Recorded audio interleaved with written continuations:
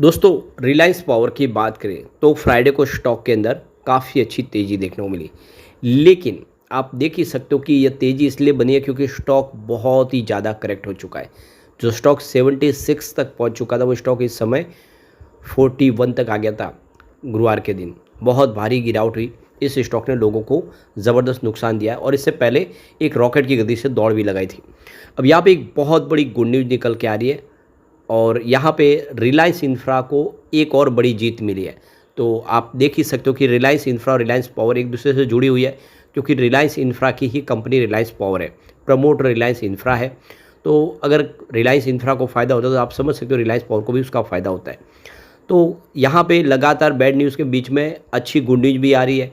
तो एक बड़ा यहाँ पे फ़ायदा हो चुका है, एक बड़ी रकम मिलने की तैयारी। और ये कौन सा मामला है उसको समझेंगे। इससे पहले भी कुछ बड़ी राहत तो मिली है, आगे की क्या संभावना बन रही है, इसके अलावा जो मॉनिटरिंग एजेंसी की तरफ से रिपोर्ट जारी की गई है उसको भी समझने की कोशिश करेंगे इस वीडियो के माध्यम से। लेकिन फ्रेंड्स, उससे पहले अगर आप पहली बार हमारे चैनल पे आए तो चैनल को सब्सक्राइब कर दीजिए, एक बेल आइकॉन दबा दीजिए ताकि जब भी नया वीडियो बने पहला नोटिफिकेशन आपको मिले। वीडियो पसंद आए तो लाइक से ज़रूर कीजिए।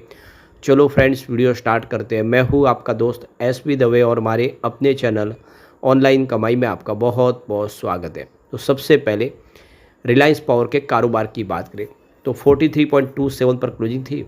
गुरुवार को 2.32% की तेज़ी देखने को मिली। तो इसके पीछे वजह यह है कि स्टॉक बहुत ज़्यादा करेक्ट हो चुका था।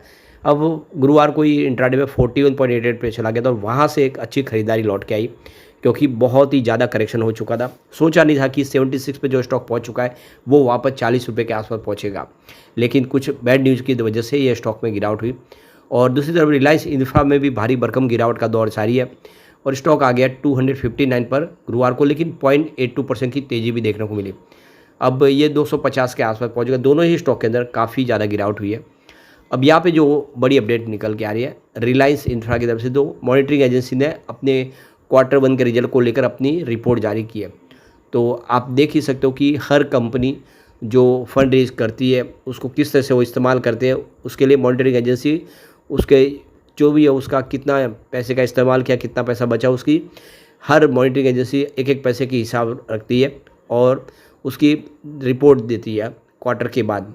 तो यहाँ पे देख सकते हो कि जो प्रेफरेंशियल वारंट इशू जारी किए गए थे उसके माध्यम से जो फंड रेज किया गया था उसका इस्तेमाल किस तरह से हुआ, उसकी सारी रिपोर्ट यहाँ पे देख सकते हो कि 30 जून 2025 के क्वार्टर 1 को लेकर जारी कर दी गई है। तो रेटिंग एजेंसी की तरफ से कहा गया है कि जो कंपनी ने वारंट जारी किए गए थे 3014.40 करोड़ के, और उस वारंट की जो रकम का किस तरह से इस्तेमाल हुआ उसकी सारी की सारी डिटेल यहाँ पे शेयर की गई है, जिसको इस वीडियो के माध्यम से हम समझ सकते हैं। लेकिन इसमें काफ़ी बड़ा हो जाएगा तो उसको सब डिस्कस नहीं कर सकते। रिपोर्ट आ गई है, इसमें जब आप देखें तो पैसे का इस्तेमाल किस तरह से हुआ वो सारी की सारी डिटेल यहाँ पे दी गई है कंपनी की तरफ से। अब यहाँ पे एक बड़ी गुड न्यूज़ मिली है रिलायंस इंफ्रा को, और तो रिलायंस इंफ्रास्ट्रक्चर ने Aravali power company private limited के खिलाफ 526 करोड़ रुपए का आर्बिट्रेशन अवार्ड जीत लिया है। तो ये एक बहुत बड़ी जीत और हुई है।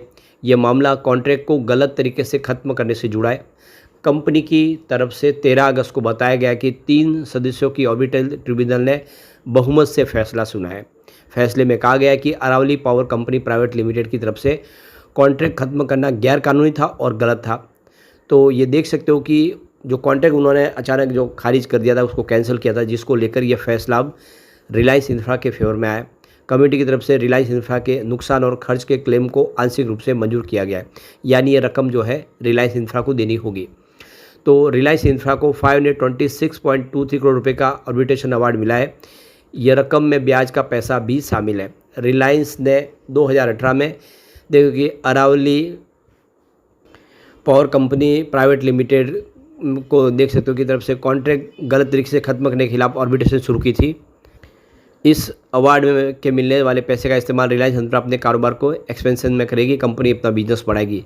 तो लगातार अच्छी खबरें निकल के भी आ रही है। इससे पहले देखो कि मुंबई मेट्रो की तरफ से भी फैसला है रिलायंस इंफ्रा के फेवर में आ चुका है, और दूसरी तरफ दिल्ली जो पावर सप्लाई का जो फैसला है वो भी रिलायंस इंफ्रा के फेवर में है, जिसमें आने वाले 4 सालों में 28,000 करोड़ की रकम वसूल की जा सकती है बिजली उपभोक्ताओं से। तो लगातार आप देखें तो भले ही एक तरफ प्रॉब्लम चल रही है, जांच चल रही है ईडी की, लेकिन पुराने मामले में लगातार रिलायंस अनिल अंबानी ग्रुप की कंपनियों को फ़ायदा हो रहा है, उनके फेवर में फैसले आ रहे हैं, जो साबित कर रहे हैं कि अनिल अंबानी के लिए सब कुछ खराब नहीं है इस समय। दूसरी तरफ अरावली पावर ने भी रिलायंस इंफ्रा के खिलाफ आर्बिट्रेशन में जीत हासिल की थी। पिछले साल दिसंबर में उन्हें 600 करोड़ रुपए का आर्बिट्रेशन अवार्ड मिला था। इस मामले में दिल्ली हाई कोर्ट ने 1 जुलाई को रिलायंस इंफ्रा से जवाब मांगा था। अरावली पावर ने कॉन्ट्रैक्ट तोड़ने का आरोप लगाते हुए 2018 में नोटिस जारी किया था और आर्बिट्रेशन प्रोसेस शुरू किया था। अब सुप्रीम कोर्ट की तरफ से 3 मेंबर की आर्बिट्रेशन कमेटी नियुक्त की गई थी। इस कमेटी ने अरावली पावर को 419 करोड़ रुपए की मूल राशि और 5 करोड़ रुपए की लागत और 149 करोड़ रुपए का ब्याज देने की बात कही। इसके साथ ही आने वाले समय पेमेंट करने तक ब्याज भी जोड़ने के लिए कहा है। इस मामले में से दोनों कंपनियों के बीच लंबे समय से जो चल रहा विवाद था वो सामने आया। रिलायंस इंफ्रा इस जीत से अपनी स्थिति और मजबूत कर पाएगी। अब यहाँ पे देखिए रिलायंस इंफ्रा का शेयर काफ़ी तेज़ी से गिरा भी है। पिछले 1 महीने में 30% की गिरावट हो चुकी है। अनिल अंबानी की इस कंपनी के शेयर में 14 जुलाई 2025 को 389 रुपीज़ का हाई बनाया था और वहाँ से देखें तो अब ये 14 अगस्त 2025 को 268 पर आ गया। भारी भरकम गिरावट हुई। पिछले 5 साल में रिलायंस इंफ्रा के शेयरों में 755% की ज़बरदस्त तेज़ी बनी है। रिलायंस पावर के शेयर में पिछले 1 महीने में 30% की गिरावट हो चुकी है। रिलायंस पावर के शेयर 14 जुलाई 2025 को 65 के आसपास थे, जो कंपनी के शेयर 14 अगस्त 2025 को 44 पर पहुंच गए। तो दोनों ही कंपनियों के शेयरों में नुकसान हुआ है। काफ़ी भारी भरकम तेज़ी से नीचे स्टॉक आए।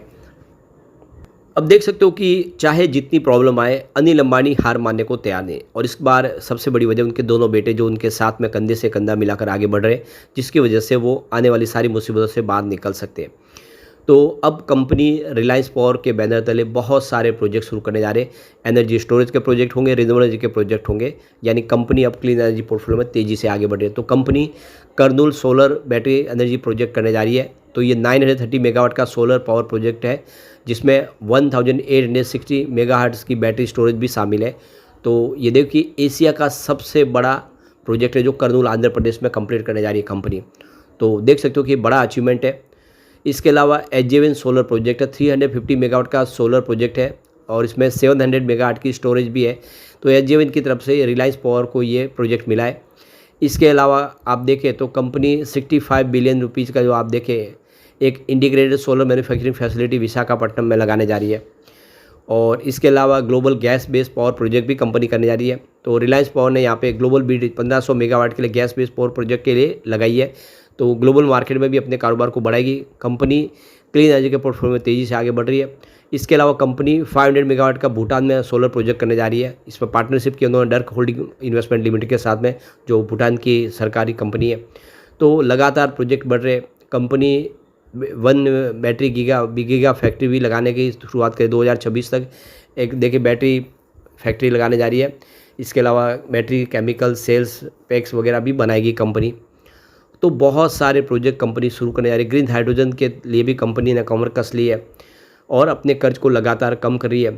स्मार्ट ग्रिड और एनर्जी स्टोरेज के ऊपर फोकस कर रही है।